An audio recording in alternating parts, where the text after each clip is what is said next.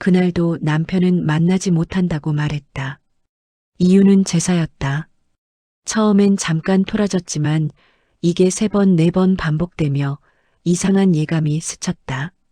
데이트보다 중요한 제사가 도대체 몇 번이나 되는 걸까? 다른 친구들은 주말에 여행도 가고 영화도 보는데 나는 왜 매번 혼자일까? 그때는 몰랐다. 내가 사랑하게 된 사람이 종갓집 장남이라는 사실을.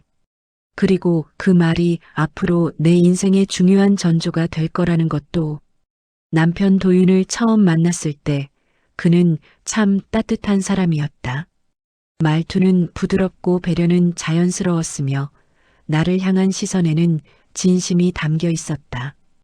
연애 초기에는 모든 게 순탄했다. 직장도 안정적이었고 말하는 태도나 행동에서도 흠잡을 데가 없었다. 이런 사람이 어디 있을까 싶을 정도로 나에게는 과분한 사람처럼 느껴졌다. 그런데 한 가지 마음에 걸리는 부분이 있었다. 만날 약속이 잡혀 있어도 가끔 예고 없이 연락이 왔다. 오늘은 어렵겠다는 말과 함께 제사가 있어서라고 했다. 우리 부모님 제사도 1년에 한 번인데 도대체 제사가 몇 번인 걸까? 그때만 해도 나는 가벼운 핑계로 여겼다. 회사 일이 피곤해서 그러겠지. 아니면 남자도 혼자만의 시간이 필요할 수도 있으니 그런 날도 있는 거겠지. 이렇게 넘기며 이해하려고 했다. 하지만 그 횟수가 늘기 시작했다. 남들처럼 데이트 코스를 정해놓고 함께 돌아다니는 날은 줄어들고 갑자기 취소되는 약속이 잦아졌다. 나는 점점 서운함을 숨기기 어려웠다. 한 번은 물었다. 제사가 그렇게 자주 있어?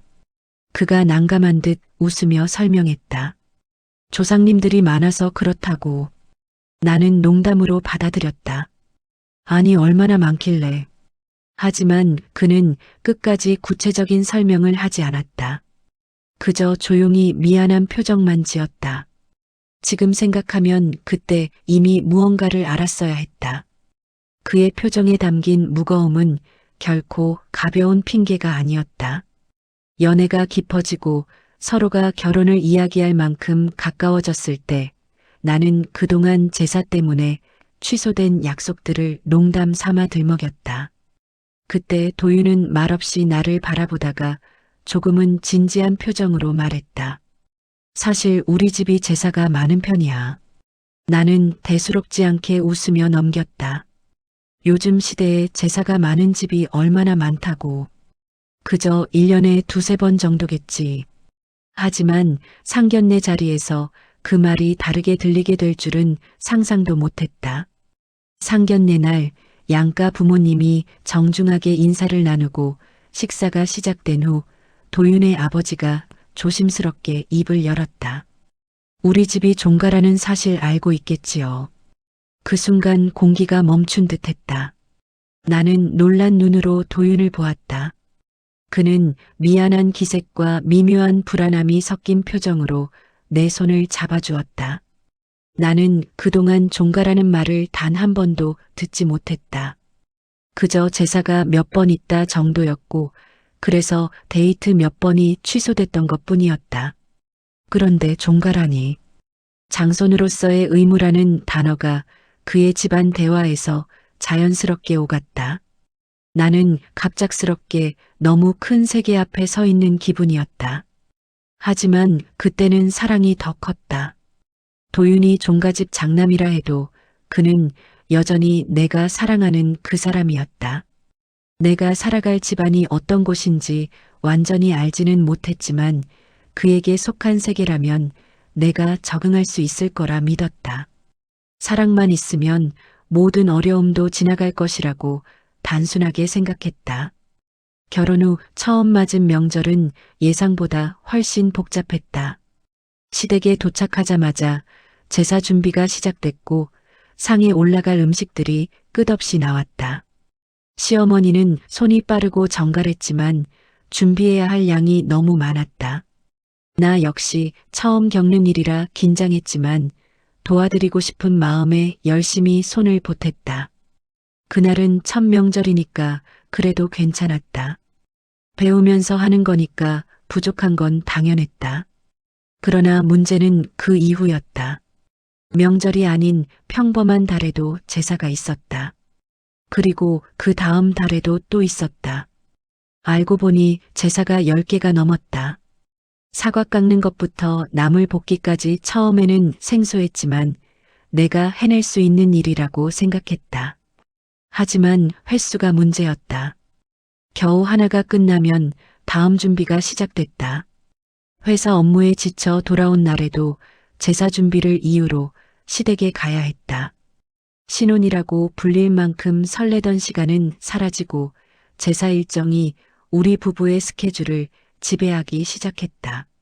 남편은 여전히 자상했지만 종가의 전통을 설명할 때면 어쩔 수 없는 표정이 되었다. 본인이 장남이라 피할 수 없는 일이라는 책임감이 그를 짓누르고 있었다.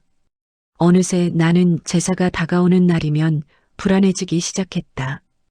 이번엔 또 몇 가지 음식을 준비해야 하나? 혹시 이번에는 시어머니보다 더 잘해야 하나? 그런 생각들을 하며 자신감도 떨어지고 기운도 빠져갔다. 어느새 우리의 대화는 줄어들었다. 데이트 대신 제사 준비 이야기, 서로의 고민 대신 체력 걱정이 오갔다. 나도 힘들었지만 남편도 나름대로 지쳐 있었다. 둘 다 지쳐 있으니 어느 순간 작은 말 한마디에도 상처가 생겼다. 한 번은 남편에게 무심코 분노가 터졌다. 도대체 제사가 몇 개인데 우리가 왜 이러고 살아야 해? 그 말이 나오고 나서도 나는 스스로 놀랐다. 남편 역시 당황해 잠시 말이 없었다. 그렇게 조용한 시간이 흐른 후 그는 조심스럽게 말했다. 나도 내가 힘든 거 알아. 솔직히 나도 벅차. 우리도 뭔가 바꿔봐야 하지 않을까. 그 말이 내 마음에 작은 비처럼 스며들었다. 종가의 제사를 없앨 수는 없지만 조금이라도 간소화할 방법이 있을까? 다른 종갓집들은 이미 변화하고 있다고 들은 적도 있었다. 전통을 유지하되 시대에 맞게 조정하는 집안들도 많다고 했다. 내가 먼저 조심스럽게 말을 꺼냈다. 제사를 없애자는 게 아니라 제사상을 간단하게 하자는 거야. 남편은 조금 놀란 듯 나를 보았지만 금세 고개를 끄덕였다. 맞아, 그게 필요할지도 몰라. 그렇게 우리 부부는 처음으로 진지하게 변화에 대해 이야기했다. 나는 여전히 종가라는 무거운 전통 앞에서 작아지는 기분이 들었지만 남편과 함께라면 지나갈 수 있다고 믿었다. 이제 시작이었다. 제사 때문에 흔들렸던 우리 관계를 되돌리고 앞으로의 삶을 위해 변화를 시도해 보기로 한 것이다. 이때까지만 해도 나는 그 변화가 얼마나 큰 파도를 일으킬지 상상하지 못했다. 하지만 분명한 건 있었다. 더 이상 조용히 참기만 하는 며느리가 아니라는 것. 이제 내 목소리를 내기 위한 첫걸음을 내딛었다는 것. 상견례 날 시어른의 한마디는 내 인생을 완전히 바꿨다. 종가라는 말이 이렇게 무겁게 들릴 줄 몰랐다. 나는 결혼을 준비한다는 설렘 속에서 그저 서로의 가족을 만나 인사를 나누면 되는 날 정도로만 생각했는데 현실은 훨씬 깊고 넓었다.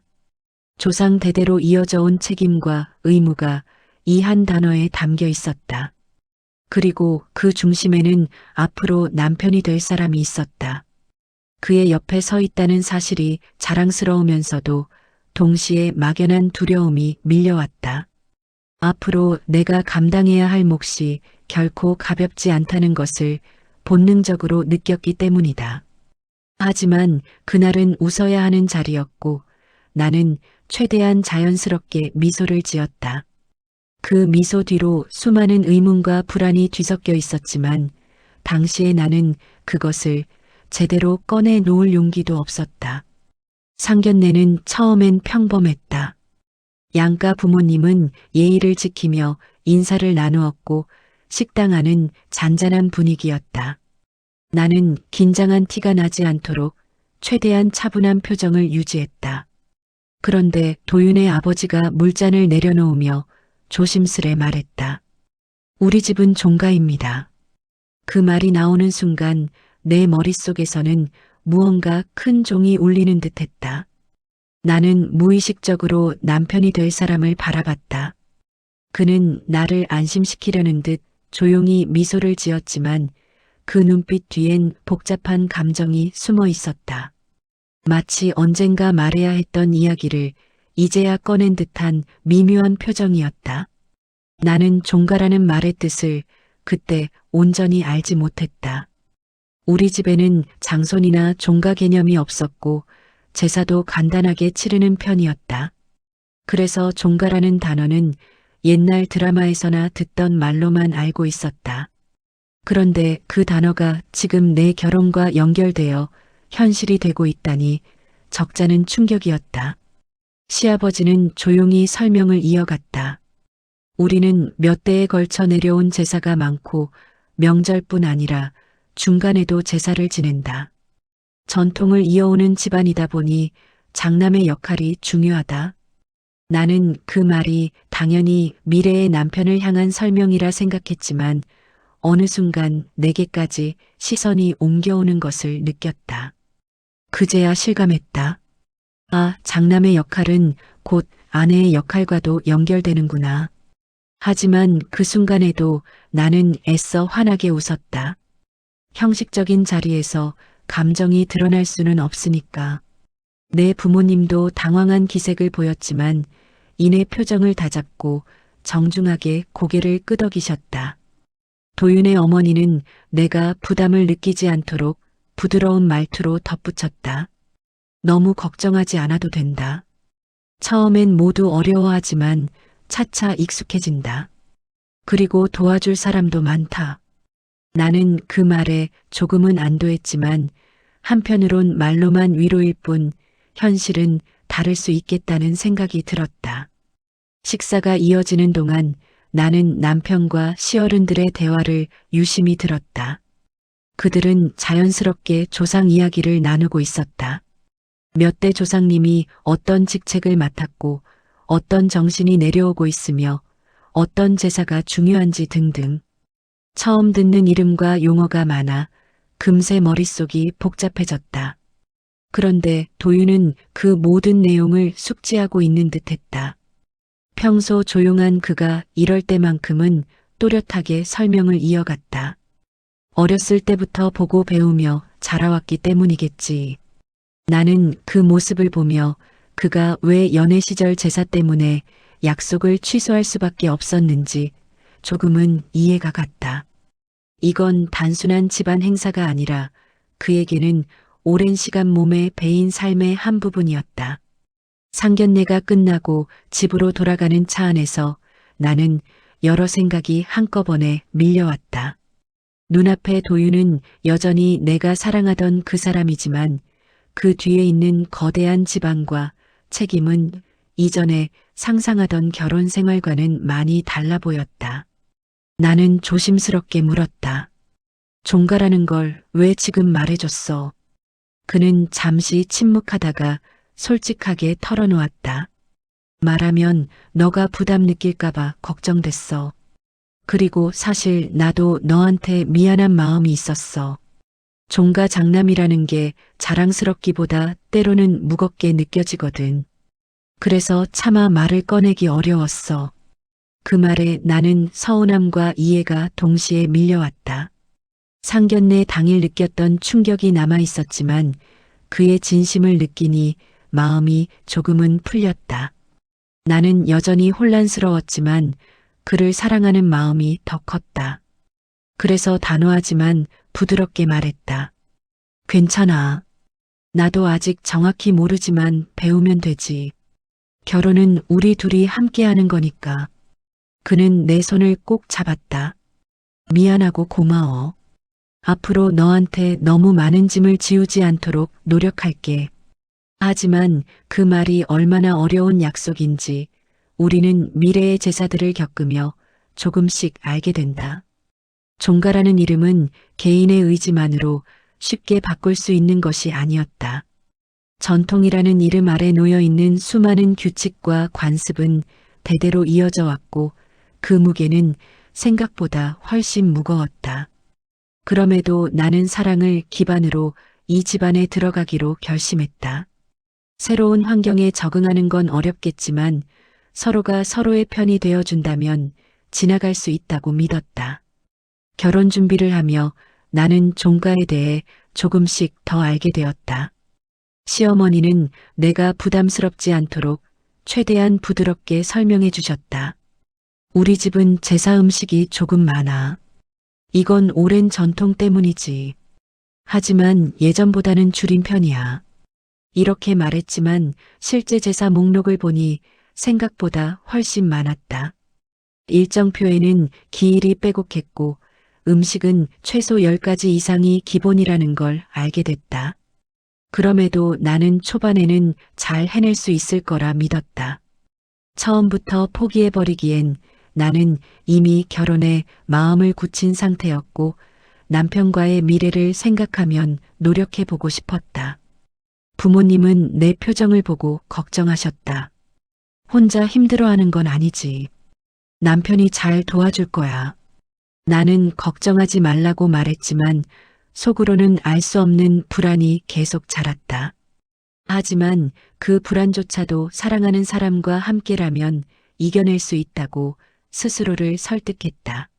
문제는 그 불안이 언젠가 실제가 되어 나를 흔들기 시작했다는 것이다.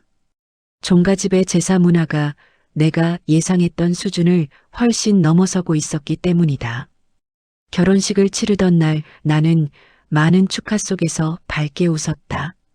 하얀 드레스를 입고 남편의 손을 잡으며 이제 드디어 우리 부부의 시작이라는 생각에 벅차올랐다. 하지만 그날 밤 조용한 신혼집에서 나는 혼잣말처럼 중얼거렸다. 종가 장남의 아내라니 내가 과연 잘할 수 있을까? 남편은 내 머리를 쓰다듬으며 괜찮아, 우리 천천히 해보자고 말했다. 그 말은 믿음이 되었고 그 믿음 속에서 나는 조금씩 용기를 냈다. 그러나 용기만으로는 해결되지 않는 일이 있었다.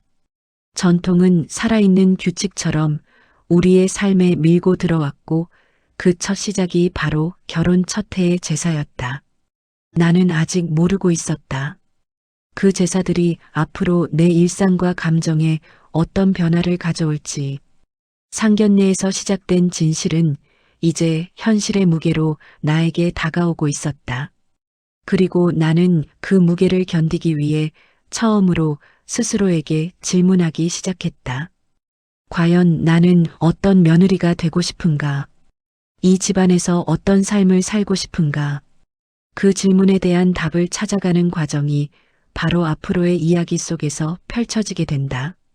처음 결혼을 준비할 때만 해도 나는 이 집안이 가진 무게를 깊이 실감하지 못했다. 종가라고는 하지만 요즘 시대에 예전처럼 모든 전통을 고스란히 지키는 집이 얼마나 될까 생각했다. 하지만 그 생각은 결혼 첫 해가 시작되면서 완전히 깨졌다. 그리고 그 무너짐은 조용했지만 분명했다. 마치 마음속 벽이 숨소리도 없이 조금씩 갈라지는 것처럼. 결혼식을 올리고 양가 가족들의 축하를 받으며 신혼집으로 돌아온 밤, 나는 앞으로 펼쳐질 미래가 설렘으로 가득할 줄 알았다.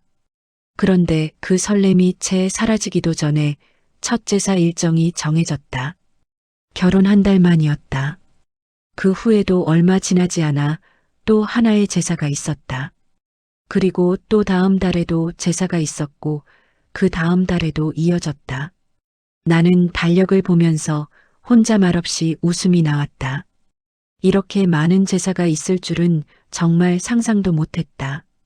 아침에 출근하고 퇴근하면 바로 시댁으로 향했고 제사 준비는 생각보다 훨씬 많은 손이 필요했다.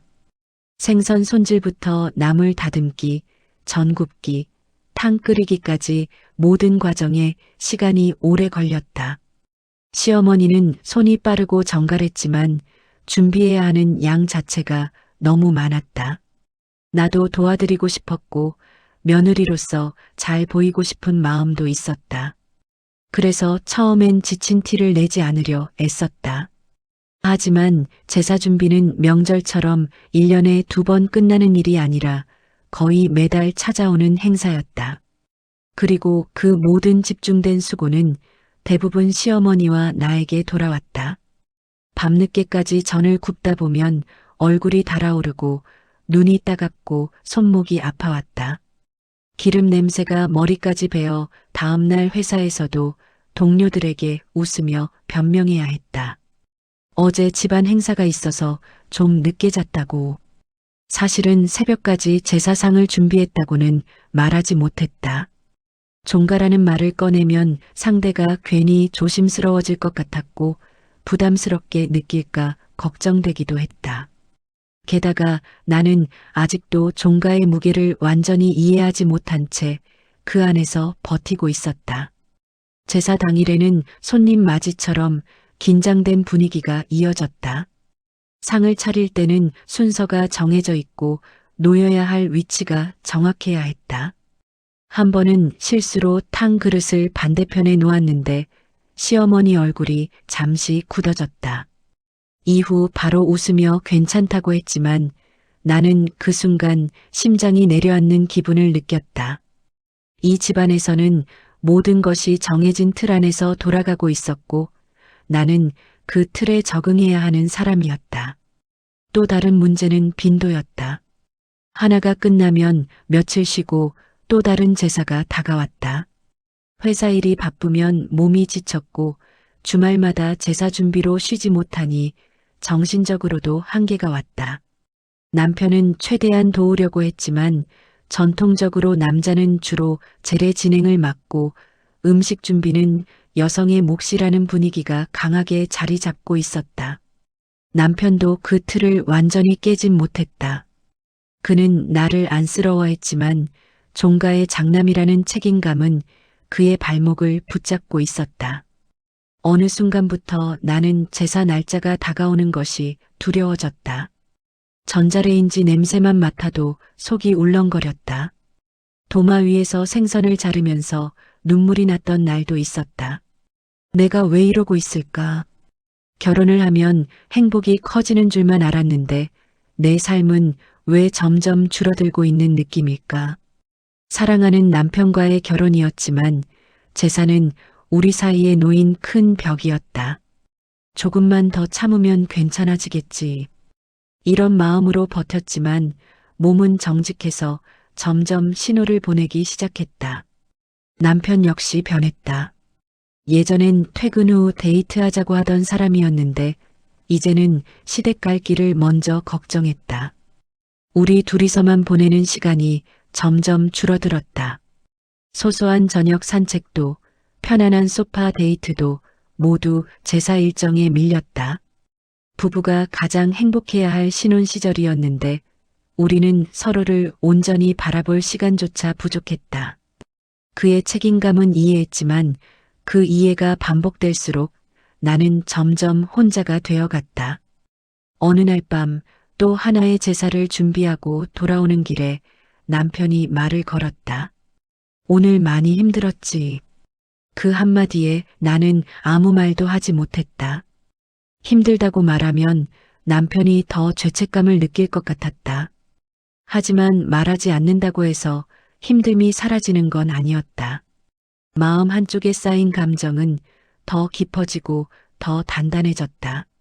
서로를 위해 참던 감정은 결국 우리 사이에 보이지 않는 벽을 만들고 있었다. 그리고 마침내 그날이 왔다. 감정이 무너지는 날. 또 제사 준비가 겹친 어느 저녁 남편이 조심스럽게 제사 이야기를 꺼내자 나는 이유도 모르게 눈물이 왈칵 쏟아졌다. 더는 버틸 수 없다는 신호였다. 남편은 당황했지만 내 말에 귀를 기울였다. 이렇게는 못 살겠어. 제사가 한두 번도 아니고 계속 끝도 없이 반복되는데 내가 어떻게 버텨? 남편은 아무 말도 하지 못하다가 한참 뒤에야 입을 열었다. 나도 힘들어. 우리 방법을 찾아보면 안 될까? 그 말은 결혼 후 처음으로 우리가 함께 같은 문제를 마주보고 있다는 느낌을 주었다. 제사를 완전히 없앨 수 없다는 건 알고 있었다. 종가라는 뿌리가 가진 힘은 간단히 바뀌지 않는다. 하지만 시대가 바뀌었고 사람들의 삶도 바뀌었다. 전통을 지킨다는 이유로 누군가의 희생만 요구하는 방식은 더 이상 지속되기 어렵다는 걸 우리 둘은 잘 알고 있었다. 그렇게 우리는 조심스레 제사 간소화라는 단어를 꺼내기 시작했다. 제사를 없애자는 게 아니다. 상을 간단하게 준비해도 조상을 기리는 마음은 충분히 담길 수 있다. 이 생각을 꺼내는 것조차 어려웠지만 그것이 변화를 위한 첫걸음이었다. 이날 이후 우리의 삶은 조금씩 다른 흐름을 타기 시작한다. 그리고 그 흐름은 결국 종가라는 견고한 울타리 속에서도 변화를 만들어낼 수 있다는 가능성을 보여주게 된다. 결혼 후 세 번째 해가 되자 제사 준비는 내 일상이 되었다. 처음에는 시어머니를 돕는 수준이었지만 해가 갈수록 자연스럽게 내 몫으로 굳어졌다. 시어머니도 나를 믿고 맡긴다는 의미였겠지만 제사 날짜가 가까워지기만 해도 눈꺼풀이 무거워지고 머릿속이 복잡해졌다. 일주일 전부터 장보기 리스트를 만들고 이틀 전에는 나물 재료를 손질했다. 당일에는 아침부터 저녁까지 서서 움직여야 했다. 종갓집의 제사는 단순한 가족 행사가 아니라 그야말로 집안 전체의 큰 의식이었다. 정작 제사에 참여하는 사람은 많지만 준비에 참여하는 사람은 몇 명 되지 않았다. 큰어머니는 어디가 불편하다며 빠지기 일쑤였고 다른 며느리들도 저마다 아이 교육이나 직장 일을 이유로 자연스럽게 손을 놓았다. 그들 모두 그럴 만한 사정이 있었지만 결국 실제 준비는 나와 시어머니 둘이서 도맡아야 했다. 문제는 그 부담이 해마다 더 커졌다는 것이다. 제사상에 올리는 음식 종류는 줄지 않았고 오히려 누군가가 옛 문서를 찾아왔다며 이 음식도 올려야 한다고 주장하는 상황이 생기기도 했다. 그럴 때마다 나는 미소를 지었지만 속으로는 한숨이 깊어졌다. 장손 며느리라는 이유로 가장 많은 책임이 나에게 떨어지는 현실이 버티기 어려워지고 있었다. 그런 날들이 쌓이며 몸이 먼저 반응하기 시작했다. 손목은 자주 저렸고 밤에는 종종 쥐가 났다. 주말에 쉬어야 할 시간이 제사 준비로 모두 사라지니 회사 업무에서도 실수가 잦아졌다. 동료들은 괜찮냐고 물었지만 속사정을 말하기가 쉽지 않았다. 제사가 많아서 힘들다는 말이 과장처럼 들릴 것 같아서였다. 실제로 몇 번 이야기해 본 적이 있는데 돌아온 말은 대부분 비슷했다. 요즘 시대에 그런 집이 아직 있어. 어떻게 그런 집이랑 결혼했어? 나는 남편이 좋아 선택한 일인데 그런 말을 들으면 나도 모르게 마음이 움츠러들었다. 어느 날에는 제사 준비가 끝나고 설거지를 하다가 그만 접시를 떨어뜨리고 말았다. 깨진 조각을 바라보는데 눈물이 터져 나왔다. 육체적으로 힘든 것도 있었지만 정서적으로 더 지쳐 있었다. 그런데 때마침 부엌으로 들어온 시어머니가 그 모습을 보고 놀란 듯 다가왔다. 괜찮니? 많이 힘들었지. 하지만 시어머니는 나의 눈물을 잠시 닦아주다가도 늘 그렇듯 조상님들이 기다리신다는 말로 상황을 정리했다. 그 순간 이상한 허탈감이 밀려왔다. 내 힘듦을 알아주는 듯 하면서도 결국 돌아오는 답은 늘 같았다. 전통은 쉽게 바뀌지 않는다는 말이었다. 집에 돌아온 나는 남편에게 그날 있었던 일을 이야기했다. 남편은 조용히 듣고 있었지만 표정이 어두워졌다. 미안해. 정말 미안해. 너 혼자 너무 고생시키는 것 같아서 나도 마음이 무거워. 하지만 아버지께서 제사에 대해 강하게 생각하셔서 내가 뭐라 말하기가. 그의 말은 늘 그랬다. 이해는 되지만 변화는 어렵다는 의미였다. 그동안 쌓인 감정이 한꺼번에 터져나왔다. 도윤아, 나도 노력했어. 정말 많이. 하지만 이건 노력으로 해결되는 문제가 아니야. 제사가 한 번도 아니고 10번이 넘는데 그걸 계속 그대로 하라는 게 말이 돼. 남편은 내 말에 할 말을 잃은 듯 했다. 서로가 지쳐 있었고 서로가 해결할 수 없는 벽 앞에서 멈춰 있었다. 그러다 어느 순간 나는 그동안 참았던 한마디를 뱉고 말았다. 이런 식이면 나 앞으로 못 버텨.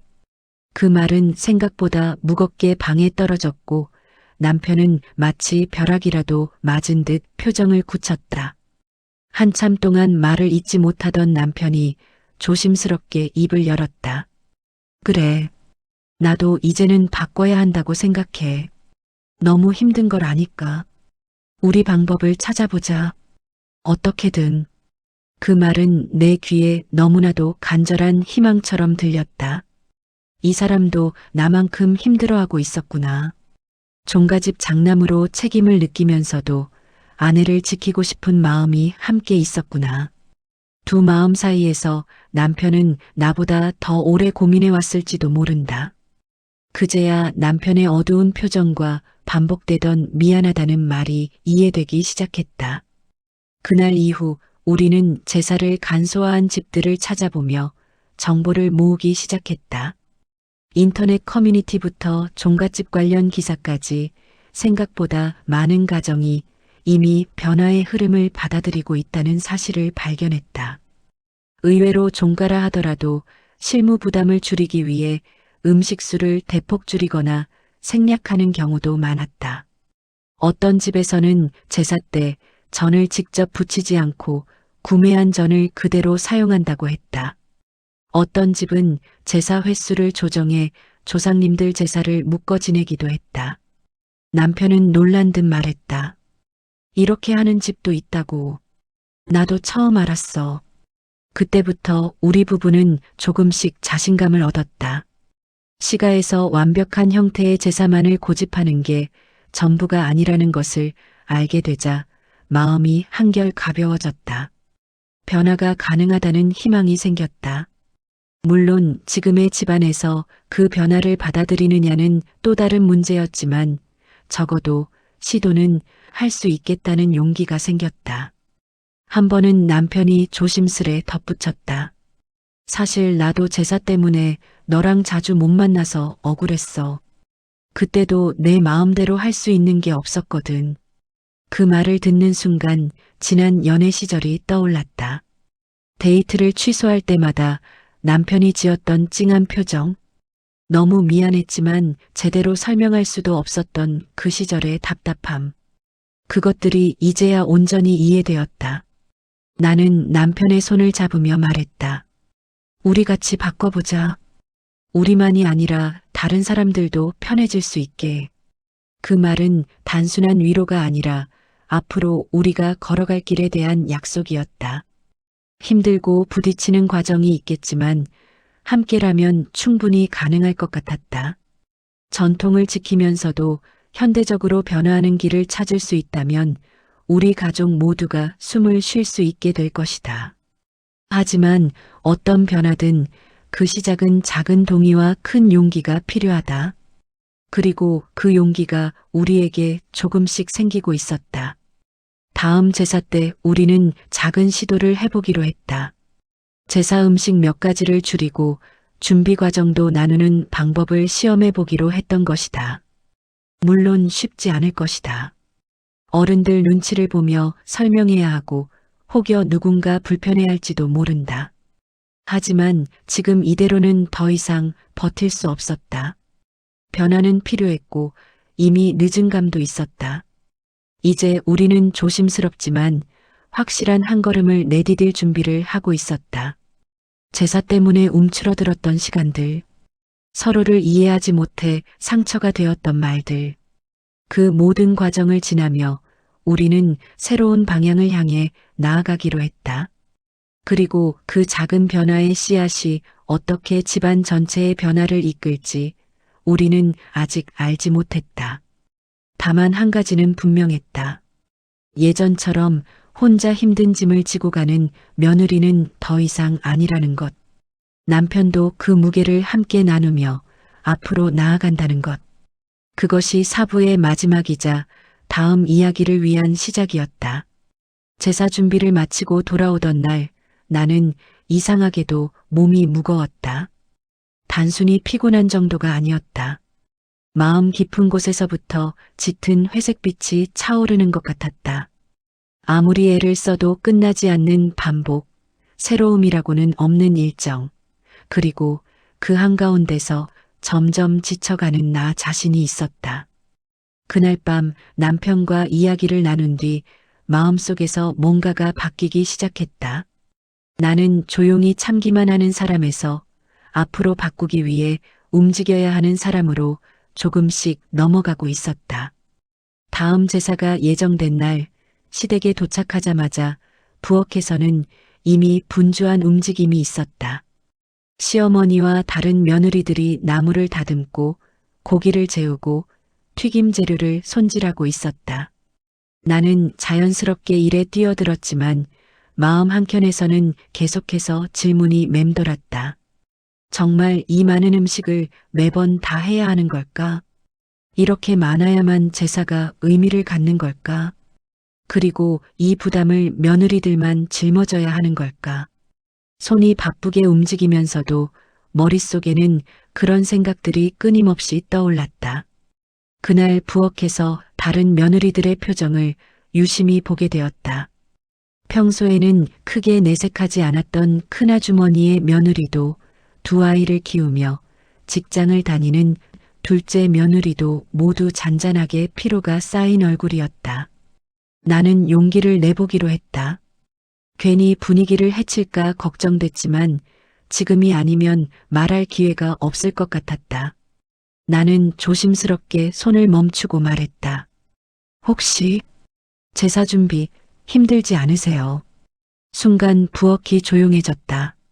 마치 누군가 금기어를 꺼낸 것처럼 모두가 표정을 멈추었다. 하지만 그 다음 반응은 예상과 달리 매우 솔직했다. 큰 며느리가 웃음인지 한숨인지 모를 소리를 내며 말했다. 힘들지 않을 사람이 어디 있어. 매번 할 때마다 체력이 반은 날아가는 기분이야. 옆에서 둘째 며느리도 고개를 끄덕였다. 아이들 챙기고 일하고 여기까지 오면 하루가 그냥 사라져. 솔직히 나도 지쳐. 그 말에 나는 마음이 조금 놓였다. 나만 힘든 게 아니었다. 모두가 어려움을 느끼고 있었다. 다만 누구 하나 먼저 말하지 않았을 뿐이었다. 나는 더 조심스럽게 말을 이어갔다. 사실 저도 남편이랑 이야기했어요. 제사를 없애자는 게 아니라 제사상을 조금 간단하게 하면 어떨까 하고요. 요즘 다른 종가들도 많이 줄인다던데. 혹시 이런 변화 괜찮다고 생각하세요? 이번에는 침묵이 오래 이어지지 않았다. 둘째 며느리가 재빨리 입을 열었다. 줄일 수 있다면 당연히 좋지. 솔직히 상에 올리는 반찬이 너무 많아. 여러 종류를 해도 정작 먹는 사람은 몇 명 안 되고 치우는 건 전부 우리고. 큰 며느리도 거기에 동의했다. 맞아. 어머님도 힘들어 하시고 우리도 힘들고. 사실 예전부터 줄였으면 좋겠다는 생각 많이 했어. 하지만 누가 먼저 말하느냐가 문제였지. 그 순간 부엌 공기에는 처음으로 희미한 연대감 같은 것이 흘렀다. 우리는 서로를 바라보며 작은 웃음을 나누었다. 같은 현실을 살아가는 사람들이었다.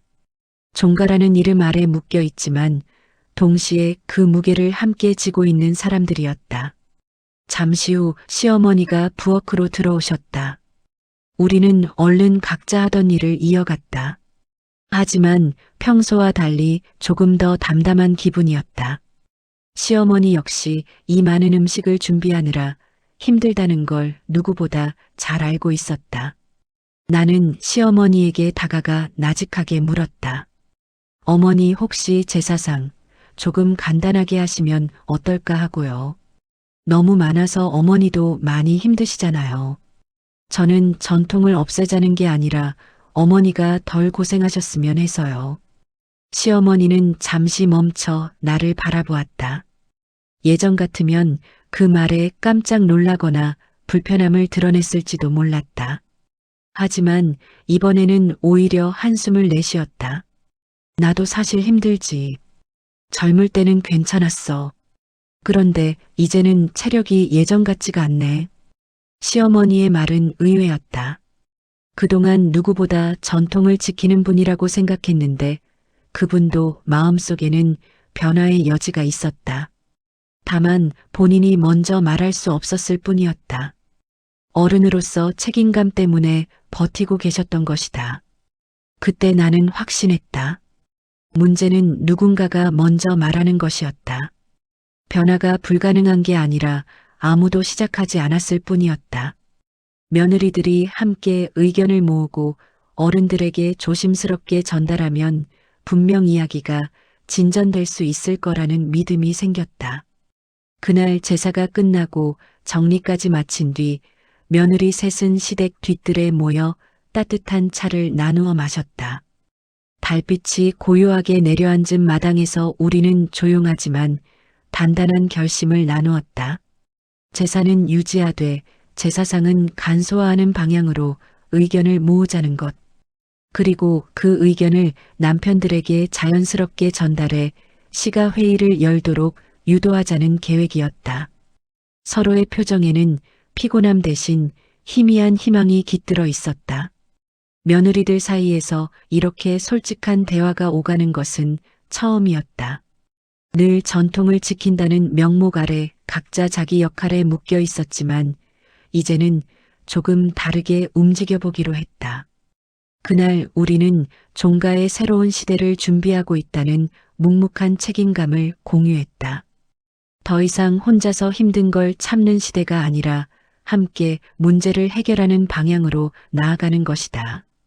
그날 밤 집으로 돌아가는 길은 유난히 가벼웠다. 남편이 운전을 하며 물었다. 오늘은 좀 어땠어? 나는 창밖을 보며 말했다. 나만 힘든 게 아니더라. 다들 힘들어했고 어머니도 지치셨더라. 그래서 나도 용기 내서 말했어. 제사상 조금 간소화하면 어떠냐고. 남편은 놀란 듯 나를 보았다. 정말 말했어. 그래, 그리고 다른 며느리들도 동의했어. 다들 조용히 힘들어했더라고. 남편은 한참 동안 말을 잇지 못했다. 그러다 고개를 끄덕이며 말했다. 잘했어. 진짜 잘했어. 혼자 끌어안고 있지 않아서 다행이야. 이제 우리도 진짜로 바꿔볼 수 있겠다. 그의 말은 따뜻했고 든든했다. 그동안 서로 몰랐던 짐을 이제는 함께 나누고 있었다. 부부라는 관계가 다시 단단하게 이어지고 있는 느낌이었다. 나는 그날로 깨달았다. 변화는 거창한 곳에서 시작되는 게 아니라 아주 작은 용기에서 비롯된다는 것을. 부엌에서 던진 한 문장, 힘들지 않으세요. 그 말 한마디가 이렇게 며느리들을 묶어주고 가족의 방향을 바꿔놓는 시작이 될 줄은 몰랐다. 이제 남편이 시가 어른들과 이야기를 나누고 회의를 열면 본격적인 변화가 시작될 것이다. 그리고 나는 기대했다. 우리가 바꾸려는 이 움직임이 단순히 제사상의 양을 줄이는 문제가 아니라 앞으로 이 집안이 서로를 배려하며 살아가는 방식 자체를 바꾸는 계기가 되기를. 전통은 소중하지만 전통을 지키기 위해 누군가가 과도하게 희생해야 하는 시대는 끝나야 한다. 며느리들이 웃으며 제사 준비를 할 수 있고 어머니가 체력을 쥐어짜지 않고도 의미를 지킬 수 있는 그런 변화가 필요했다. 지금까지는 혼자 버티는 시간이었다면 이제부터는 함께 나아가는 시간이었다. 며느리들 간의 연대가 만들어졌고 남편도 내 편이 되어 주었다. 이제 남편이 어른들에게 어떻게 이야기를 전달하고 어떤 반응이 나올지가 다음 관문이었다. 전통을 중시하는 어른들이 이 변화를 쉽게 받아들일지는 알 수 없었다. 하지만 이제 두렵지 않았다. 나 혼자가 아니라 우리 모두가 함께였기 때문이다. 제사 간소화를 본격적으로 논의하기 위한 종가회의가 결정된 뒤 우리 집 공기는 더 무거워졌다. 남편은 말은 안 했지만 긴장한 티가 역력했다. 전통을 중시하는 어른들을 설득해야 한다는 부담이 컸고 무엇보다 장남이라는 이유로 모든 의견의 화살이 자신에게 향할 것이라는 사실을 알고 있었다. 나는 그런 남편을 보며 말없이 따뜻한 차를 건네곤 했다. 우리가 함께 시작한 결심이었지만 실제 싸움터에 서야 하는 사람은 남편이라는 걸 누구보다도 잘 알고 있었다. 회의 전날 시댁에서는 미리 준비해야 할 논점들을 정리하고 있었다. 남편은 종가의 제사 목록, 음식 구성, 조상별 기일을 하나하나 체크하며 어느 부분이 현실과 가장 맞지 않는지 살폈다. 우리는 한 테이블에 앉아 노트 2개를 펼쳐놓고 의견을 나눴다. 그는 작은 글씨로 항목들을 정리하며 말했다. 우리 집은 어르신들 의견이 중요해. 특히 아버지와 큰아버지. 두 분이 고개를 끄덕여야 의견이 통과될 가능성이 높아. 그 말을 들으니 갑자기 마음이 쿵 내려앉았다. 이 싸움은 단순히 제사 음식 몇 개 줄이자는 수준이 아니라 종가의 체면, 전통, 자존심까지 건드리는 문제였다. 그리고 그 중심에 남편이 서야 한다. 나는 조심스럽게 말했다. 너무 무리하게 하지 않아도 돼. 시간이 조금 걸려도 괜찮아. 남편은 나를 바라보며 고개를 가볍게 흔들었다. 아니야. 우리가 바꾸지 않으면 다음 세대도 똑같이 힘들 거야. 나도 어릴 때부터 매번 제사 준비하는 부모님을 봤거든. 그때부터 느꼈어. 언젠가는 바뀌어야 한다는 걸. 그 말에 나는 문득 시어머니를 떠올렸다. 늘 손이 빠르고 강해 보였지만 사실은 누구보다 지쳐 있었다. 명절날이면 아침부터 밤까지 쉴 새 없이 움직이면서도 늘 대가족 앞에서 미소를 지어야 했다. 그 미소 뒤가 얼마나 고단했을까. 그날 밤 시어머니가 내게 말했다. 소연아, 너희가 이야기한 제사 간소화 말이야. 솔직히 나도 이제 힘들어. 하지만 너희 아버님 성향이 있으셔서 쉽게 받아들이실지 모르겠구나. 시어머니 목소리는 조심스러웠지만 그 안에는 작은 희망이 섞여 있었다. 그녀가 먼저 이렇게 말해준 건 나에게 큰 힘이 되었다. 내가 혼자 싸우고 있는 것이 아니라는 사실이 안도감을 주었다. 회의 당일 아침 종가의 큰 사랑방은 이미 여러 명으로 가득했다. 큰아버지, 작은아버지, 시아버지, 고모부들까지 모두 자리를 잡고 앉아 진지한 표정으로 회의 자료를 바라보고 있었다. 남편은 준비해간 노트를 들고 자리에 앉았다. 나는 며느리들이 함께 모여 앉은 작은 좌측 공간에 조용히 자리했다. 직접 말할 기회는 없겠지만 우리가 왜 이 자리에 있는지 모두 알고 있었다. 전통과 현실의 충돌 속에서 우리가 지켜야 하는 삶을 위해서였다. 회의는 시아버지의 낮고 단단한 목소리로 시작되었다. 오늘은 제사 방식에 대한 의견을 나누는 날입니다. 젊은 세대에서 변화 필요성을 이야기했다고 들었어요. 모두들 말씀해 보세요. 남편은 깊게 숨을 들이쉬고 말을 시작했다. 어르신들, 종가의 전통을 소중히 여기는 건 저도 잘 알고 있습니다. 그런데 제사의 빈도와 준비 과정이 현실과 너무 동떨어져 있습니다. 부모님 세대도 힘들고 저희 부부도 힘들고 앞으로의 세대도 똑같을 겁니다. 그래서 제사 자체를 없애자는 게 아니라 음식상을 간소화하자는 겁니다. 말이 끝나기 무섭게 큰아버지가 낮게 응조렸다. 제사라는 것이 그렇게 쉽게 바꿀 수 있는 게 아니야. 조상님을 모시는 일에 간소화라는 말을 붙인다는 게 옳은 일인가. 옆에서 작은아버지도 고개를 끄덕였다. 전통이란 것은 지켜야 하는 거지 줄이는 게 아니야. 순간 방 안의 공기가 뚝 끊어지는 듯했다. 남편은 준비한 자료를 조심스럽게 보여주며 설명했다. 다른 종가들은 이미 변화하고 있습니다. 상을 작게 하지만 예를 갖추는 방식으로요. 요즘엔 다들 생업이 있고 가족 구성도 달라졌습니다. 전통을 유지하면서도 시대에 맞게 바꿔야 지속될 수 있습니다. 큰아버지는 여전히 굳은 표정이었다. 하지만 시아버지는 말없이 자료를 천천히 살펴보더니 잠시 뒤 입을 열었다. 나는 솔직히 말하면 이제 힘들다. 제사 하루 준비하고 나면 며칠씩 몸살이 난다. 그런데도 전통이라는 이유 하나로 계속해왔지. 나도 변화가 필요하다는 생각을 하고 있다. 그 말은 회의의 무게 중심을 단번에 바꿔놓았다. 큰아버지는 잠시 말이 없었고 작은아버지 역시 표정을 누그러뜨렸다. 며느리들 쪽에서도 작은 숨소리가 들렸다. 시아버지의 말은 단순한 의견이 아니라 종가의 기둥이 내린 중요한 신호였다. 회의가 잠시 쉬는 시간이 되었을 때 며느리들끼리 작은 속삭임이 오갔다.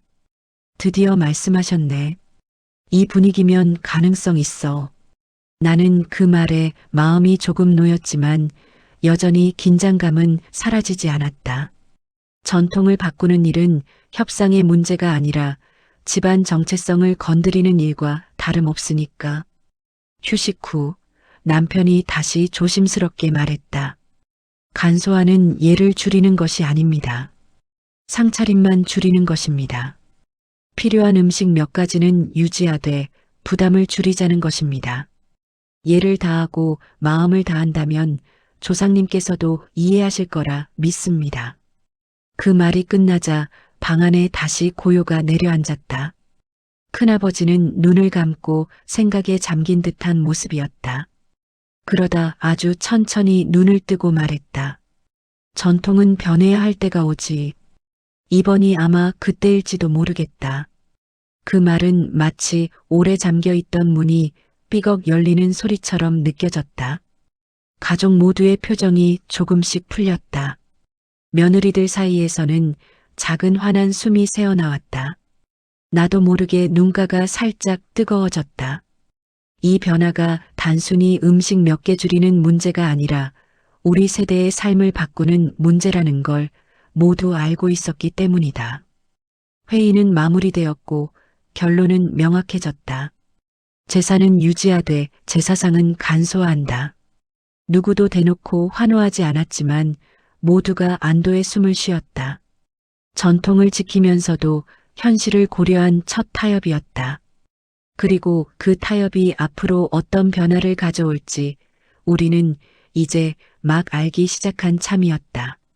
처음 남편과 제사 간소화를 이야기했을 때만 해도 이렇게 큰 변화를 만들어낼 수 있을 거라곤 상상하지 못했다. 종가에서는 전통이라는 이름 아래 모든 것이 굳어져 있었고 그 안에서 살아가는 사람들은 너무 익숙해져 변화가 왜 필요한지도 인식하지 못하고 있었다. 그러나 며느리들 사이에서 조금씩 피어오르던 불만과 지친 표정들은 이미 이 집안이 오랫동안 외면해 온 진실을 말하고 있었다. 그 진실은 바로 지금의 방식으로는 더 이상 지속하기 어렵다는 것. 그리고 누군가는 그 말을 입 밖에 꺼내야 했다. 나는 그 역할을 맡을 준비가 되어 있었다. 남편은 종가 어른들을 모아 회의를 열겠다고 했다. 그 말이 떨어지는 순간 마음 한켠에서 작은 떨림이 일었다. 과연 어른들이 이 이야기를 받아들일까? 전통을 지키는 것이 마치 도덕적 의무처럼 여겨지는 집안이었다. 게다가 장손이라는 이유로 남편에게 기대되는 책임감 역시 상당했다. 그 속에서 간소화라는 단어가 과연 용납될까? 하지만 동시에 이런 생각도 들었다. 지금 말하지 않으면 앞으로 내 삶은 제사 일정에 묶여 끝없이 반복되는 지침의 굴레로 이어질 것이다. 나뿐 아니라 남편도 마찬가지였다. 우리가 함께 살아갈 미래를 위해서라도 변화는 필요했다. 회의 당일 나는 일부러 시댁에 조금 일찍 도착했다. 긴장된 마음을 숨기려고 했지만 손끝이 미세하게 떨릴 만큼 불안했다. 며느리들도 이미 와 있었고 서로 눈빛만 마주쳐도 어떤 감정인지 읽을 수 있었다. 그들 역시 오랜 시간 억눌렸던 마음을 조금이나마 털어내고 싶은 상태였다. 시어머니의 표정은 복잡했다. 며느리가 힘든 것은 알지만 종가의 며느리로서 해내야 한다는 의무감과 책임감을 버리기 쉽지 않은 듯 보였다. 그러나 그녀 역시 나처럼 조금은 지쳐 있었다. 이 집안의 제사들이 그녀의 삶에도 큰 부담이 된다는 것을 나는 누구보다 가까이에서 느껴왔다. 모두가 자리에 앉아 시아버지가 천천히 말을 꺼냈다. 집안에서 제사 방식에 대해 논의할 일이 생긴 것 같구나. 그 말에 공간의 공기가 조금 무거워졌다. 남편은 조심스럽지만 단단한 목소리로 말을 이었다. 지금의 제사 규모가 현실적으로 너무 벅차다는 점, 며느리들뿐 아니라 부모님 세대 역시 매번 큰 노동을 감당해야 한다는 점, 그리고 시대가 바뀐 만큼 전통도 그에 맞게 조정될 필요가 있다는 점을 차근차근 설명했다. 그는 어느 때보다 진지했다. 아내가 힘들기 때문만이 아니라 자신 역시 책임을 느끼기 때문이라는 것이 그의 표정에서 고스란히 드러났다. 그러나 변화를 바라지 않는 의견도 분명 존재했다. 큰어른이 강한 어조로 말했다. 제사는 조상과의 약속인데 마음대로 줄이고 바꾸는 게 가능하다고 생각하나? 종가의 위엄을 지키는 것도 후손의 책임이다. 그 말은 충분히 이해할 수 있는 전통적 관점이었다. 하지만 문제는 그것을 지키는 과정에서 살아있는 사람들이 감당해야 하는 무게에 대한 고려가 없다는 점이었다. 나는 차분한 목소리로 말을 보탰다. 제사를 없애자는 것이 아니라 방법을 현실에 맞게 조절하자는 것입니다. 음식 가짓수를 줄여도 예를 다하는 마음은 그대로일 수 있습니다. 많은 종갓집에서 이미 그렇게 하고 있다고 들었습니다. 그러자 며느리들도 작은 용기를 내어 하나둘씩 의견을 내기 시작했다. 준비 과정에서 겪는 어려움, 체력 문제, 각자의 직장과 가정생활이 제사 일정에 의해 흔들리는 현실 등을 솔직하게 이야기했다. 처음엔 어른들이 우리 말을 듣는 듯 하면서도 받아들이지 않는 분위기였다. 하지만 시간이 지날수록 그들의 표정에도 변화가 생겼다. 특히 시어머니는 내 말을 조용히 듣고 있었다. 그리고 어느 순간 입을 열었다. 솔직히 나도 이제는 힘이 붙인다. 나도 며느리 시절엔 아무 말 못하고 했지만 지금은 그 시절보다 일도 더 많고 집안 규모도 더 커졌다. 그녀의 고백은 생각보다 큰 울림을 만들었다. 그동안 아무도 말하지 않았던 진실이 드러나는 순간이었다. 그제야 큰어른도 약간 멈칫하며 표정을 누그러뜨렸다. 집안의 전통을 지켜야 한다는 믿음이 강한 분이었지만 며느리들과 아들 세대의 고된 현실을 완전히 외면할 수는 없었을 것이다. 결국 시아버지가 결론을 정리하기 시작했다.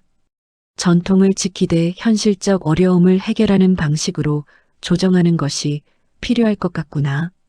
제사상에 올라가는 음식 가짓수를 줄이고 정성의 의미가 담긴 대표적인 음식만 준비하는 것으로 바꾸자. 그 말이 떨어지는 순간 방 안의 공기가 부서지듯 흩어졌다. 안도의 숨을 내쉬는 소리가 여러 곳에서 동시에 들렸다. 제사상 개혁안은 구체적으로 정리되었다. 기존의 20가지가 넘는 음식에서 7가지 대표 음식으로 간소화. 과일도 몇 단으로 쌓아 올리던 탑 형태 대신 단정한 한 단 구성으로 변경. 고기와 생선 요리도 종류별로 준비하던 방식에서 꼭 필요한 한두 가지로 축소.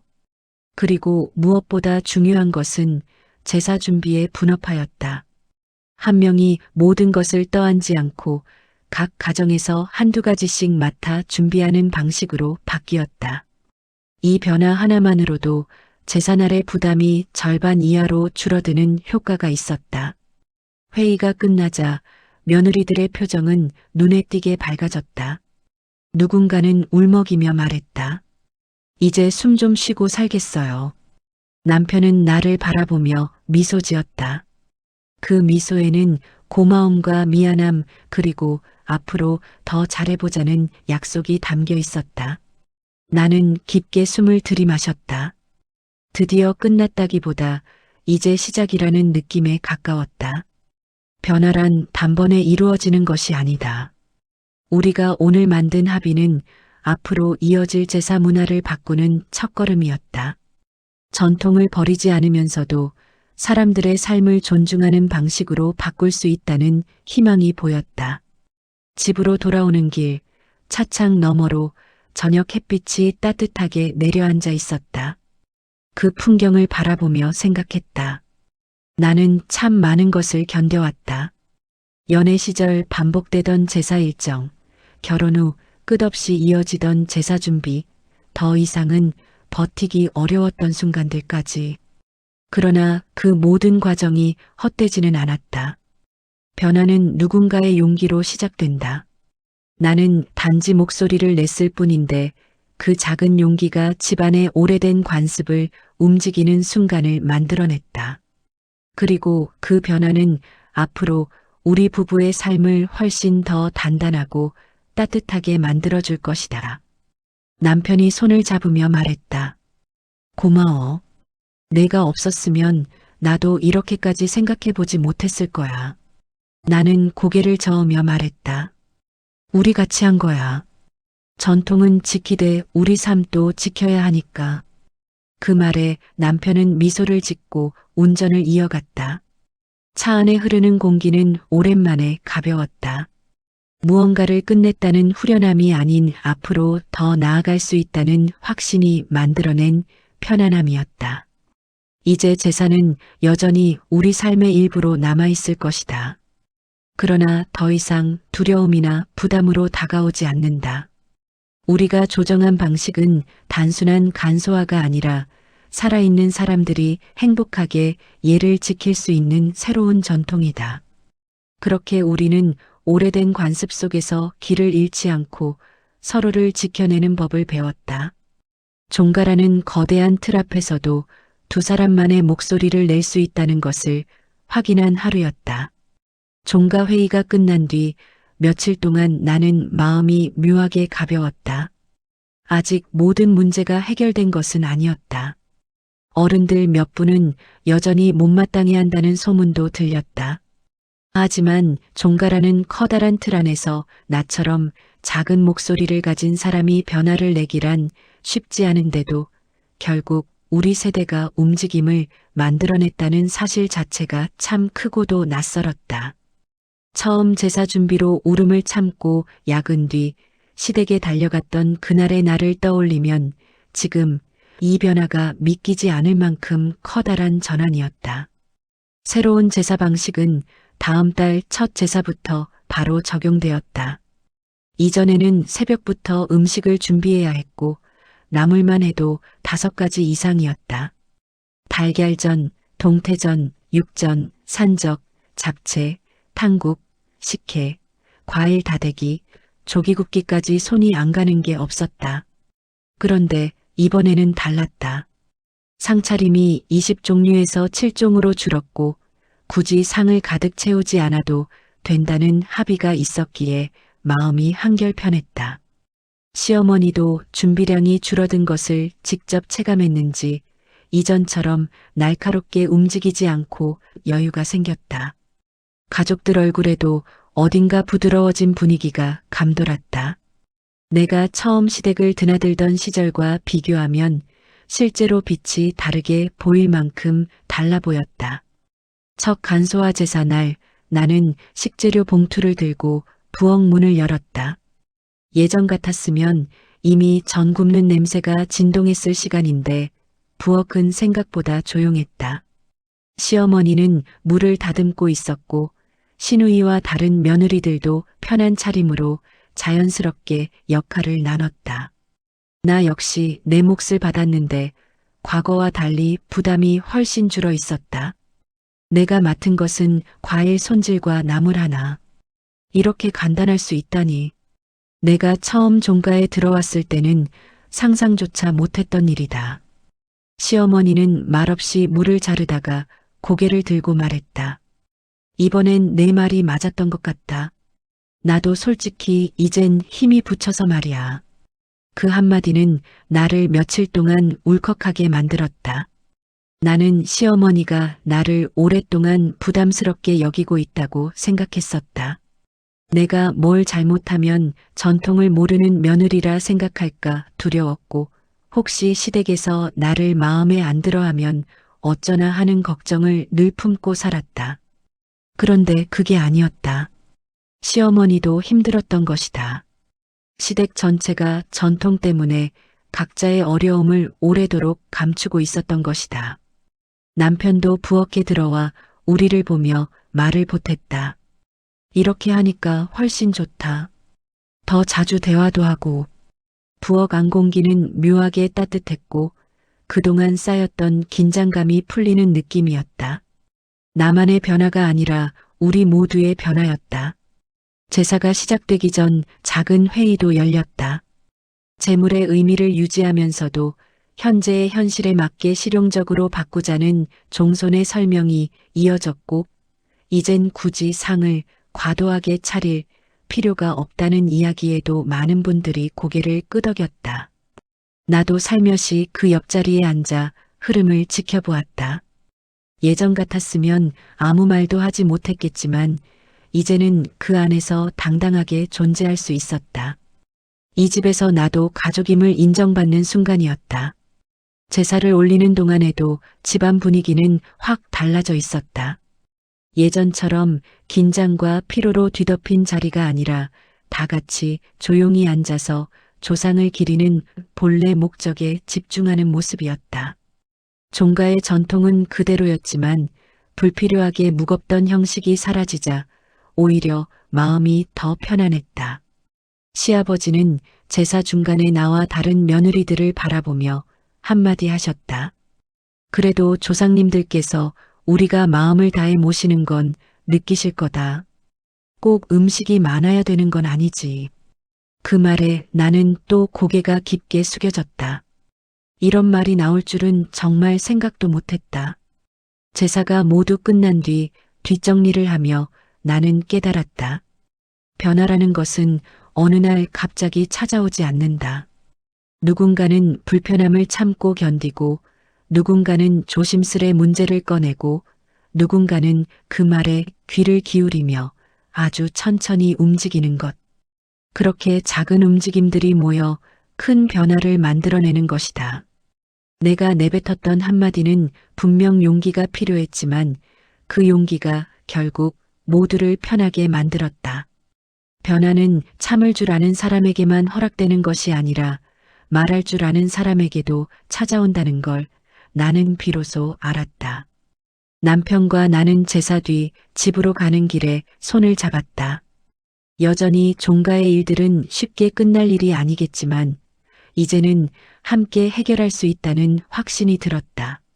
남편도 말했다. 고마워. 내가 먼저 말해줘서. 그 말이 왜 그렇게 따뜻하게 들리던지. 나는 조용히 미소 지으며 그에게 말했다. 나도 고마워. 내 편이 되어줘서. 우리 둘이 이렇게 서로의 편에 서 있다는 사실만으로도 앞으로 어떤 어려움이 와도 견딜 수 있을 것 같은 느낌이었다. 그날 밤 집에 돌아와 침대에 누웠을 때 나는 오늘 하루를 곱씹었다. 그동안 숨겨둔 눈물이 천천히 고여 흘러내렸다. 슬퍼서가 아니었다. 버티느라 오래 참아왔던 감정이 이제 조금은 놓아도 된다는 안도감 때문이었다. 내가 이 집에서 살아가며 느꼈던 부담, 두려움, 억울함 같은 감정들이 한순간에 사라진 건 아니었지만 적어도 이제는 나를 억누르지 않는다는 걸 느꼈다. 종가라는 이름이 더 이상 나를 겁주지 않았다. 그 이름 아래에서 나도 내 자리를 찾았고 나를 지지해주는 사람도 생겼다. 전통이라는 건 이어가는 방식이 달라질 뿐이지 사람을 희생시키며 유지될 이유는 없다는 것을 우리는 모두 깨달은 것이다. 다음 제사도 그 다음 제사도 앞으로는 오늘처럼 준비될 것이다. 더 이상 두려움이나 피곤함으로 맞이하지 않아도 될 것이다. 나는 이 변화가 단순히 제사 준비의 양을 줄이는 것에 그치는 것이 아니라 우리 가족 전체의 마음을 바꾸는 과정이었다고 확신했다. 누구에게 강요받는 전통이 아니라 모두가 함께 결정한 전통. 그런 전통이라면 오래 유지되어도 괜찮다고 생각했다. 시간이 지나면 나는 아마 오늘의 장면을 자주 떠올릴 것이다.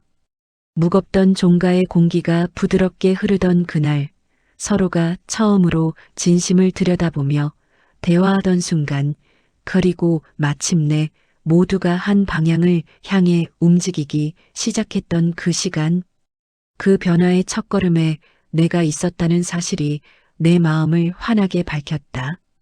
결혼 후 오랫동안 눌려있던 내 목소리가 드디어 세상 밖으로 나온 셈이었다.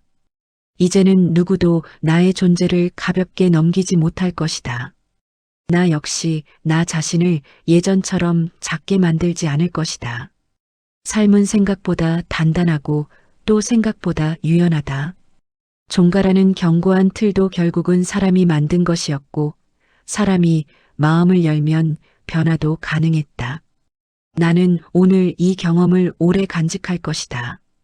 그리고 앞으로도 내 삶에서 필요한 변화가 있다면 두려워하지 않고 말할 것이다.